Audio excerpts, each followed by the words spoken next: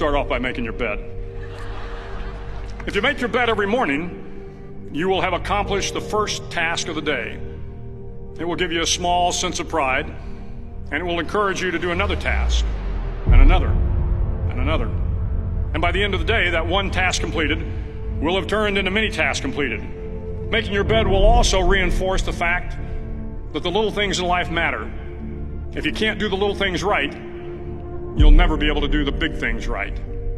And if by chance you have a miserable day, you will come home to a bed that is made,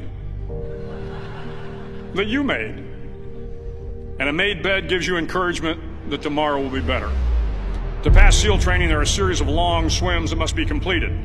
One is the night swim. Before the swim, the instructors joyfully brief the students on all the species of sharks that inhabit the waters off San Clemente. They assure you, however, that no student has ever been eaten by a shark, at least not that they can remember. But you are also taught that if a shark begins to circle your position, stand your ground. Do not swim away. Do not act afraid. And if the shark, hungry for a midnight snack, darts towards you, then summons up all your strength and punch him in the snout, and he will turn and swim away. There are a lot of sharks in the world. If you hope to complete the swim, you will have to deal with them. So if you want to change the world, don't back down from the sharks. Over a few weeks of difficult training, my SEAL class, which started with 150 men, was down to just 42. There were now 6 boat crews of 7 men each. I was in the boat with the tall guys, but the best boat crew we had was made up of the little guys, the Munchkin crew, we called them. No one was over 5'5". The Munchkin boat crew had 1 American Indian, 1 African American, 1 Polish American, 1 Greek American, 1 Italian American, and 2 tough kids from the Midwest. They out-paddled, outran, and outswam all the other boat crews. The big men in the other boat crews would always make good-natured fun of the tiny little flippers the Munchkins put on their tiny little feet prior to every swim. But somehow these little guys from every corner of the nation and the world always had the last laugh, swimming faster than everyone and reaching the shore long before the rest of us. SEAL training was a great equalizer. Nothing mattered but your will to succeed, not your color, not your ethnic background, not your education, not your social status. If you want to change the world, measure a person by the size of their heart, not by the size of their flippers. The 9th week of training is referred to as Hell Week. It is 6 days of no sleep, constant physical and mental harassment, and 1 special day at the Mud Flats.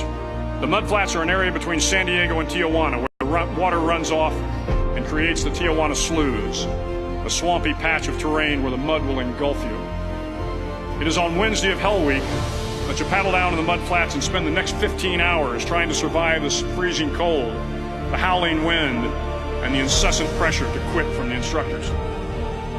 As the sun began to set that Wednesday evening, my training class, having committed some egregious infraction of the rules, was ordered into the mud. The mud consumed each man till there was nothing visible but our heads. The instructors told us we could leave the mud if only 5 men would quit. Only 5 men, just 5 men, and we could get out of the oppressive cold. Looking around the mud flat, it was apparent that some students were about to give up.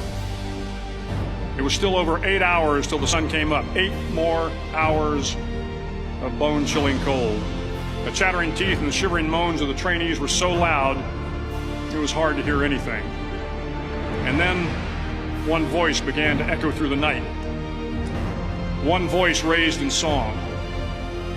The song was terribly out of tune, but sung with great enthusiasm. One voice became 2, and 2 became 3, and before long, everyone in the class was singing. The instructors threatened us with more time in the mud if we kept up the singing, but the singing persisted, and somehow the mud seemed a little warmer, and the wind a little tamer, and the dawn not so far away. If I have learned anything in my time traveling the world, it is the power of hope. The power of one person, a Washington, a Lincoln, King, Mandela, and even a young girl from Pakistan, Malala. One person can change the world by giving people hope. So if you want to change the world, start each day with a task completed. Find someone to help you through life. Respect everyone. Know that life is not fair and that you will fail often. But if you take some risks, step up when the times are the toughest, face down the bullies, lift up the downtrodden, and never ever give up. If you do these things, the next generation and the generations that follow will live in a world far better than the one we have today. And what started here will indeed have changed the world for the better.